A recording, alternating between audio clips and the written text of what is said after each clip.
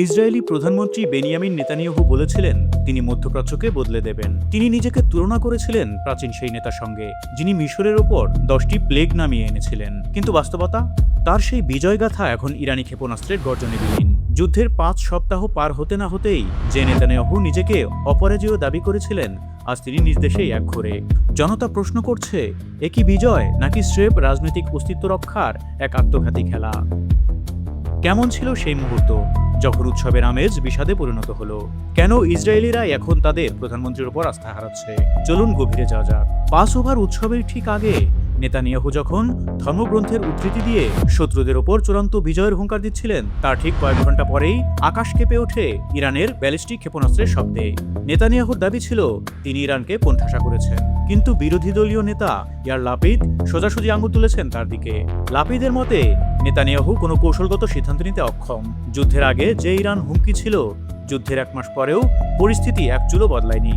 অথচ নেতানিয়াহু ব্যস্ত কেবল অহংকারী ভাষণ দিতে। Israel institute for national security studies এর সাম্প্রতিক জরিপ বলছে এক ভয়াবহ সত্য।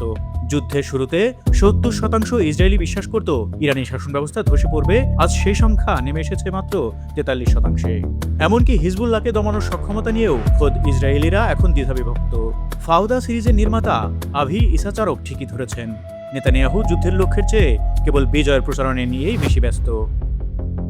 বাইরে যখন যুদ্ধ, ভিতরে তখন দুর্নীতির জাল। 2026 সালের নতুন বাজেট নিয়ে ইসরায়েলে এখন তোলপাড়।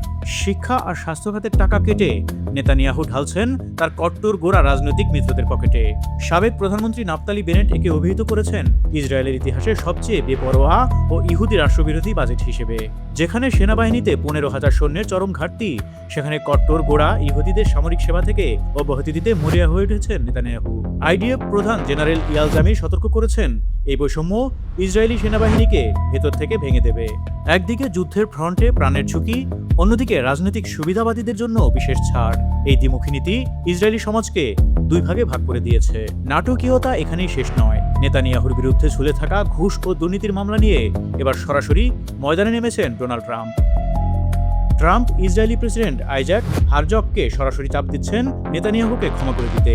হারজগকে লজ্জাজনক ব্যক্তি বলতেও ছাড়েননি তিনি। কিন্তু আইনি মারপ্যাচে নেতানিয়াহু ফেঁসে আছেন। দোষী সাব্যস্ত হওয়ার আগে বা অপরাধ স্বীকার না করলে এই ক্ষমা পাওয়া অসম্ভব। সমালোচকরা বলছেন নেতানিয়াহু যুদ্ধের ময়দানকে ব্যবহার করছেন তার ব্যক্তিগত আইনি সুরক্ষা কবচ হিসেবে। চরম ডানপন্থী মন্ত্রী ইয়ামার বেন গভীরের চাপে ফিলিস্তিনের মৃত্যুদণ্ড দেওয়ার বিল পাশ করে ইসরায়েল এখন কূটনৈতিকভাবে একঘরে হওয়ার পথে। বামপন্থী নেতারা হুঁশিয়ারি দিচ্ছেন এই উন্মাদনা ইসরায়েলকে আন্তর্জাতিক নিষেধাজ্ঞার মুখে ঠেলে দেবে। যুদ্ধক্ষেত্রের অনিশ্চয়তা আর দেশের ভেতরের রাজনৈতিক দাবানল। বেনিয়ামিন নেতানিয়াহু কি পারবেন তার এই ডুবন্ত তরী রক্ষা করতে, নাকি এটাই হতে যাচ্ছে কিং বিবির দীর্ঘ রাজনৈতিক জীবনের শেষ অধ্যায়? আপনার কি মনে হয়, নেতানিয়াহু কি ইসরায়েলকে রক্ষা করার জন্য লড়ছেন নাকি নিজের গদি বাঁচানোর জন্য?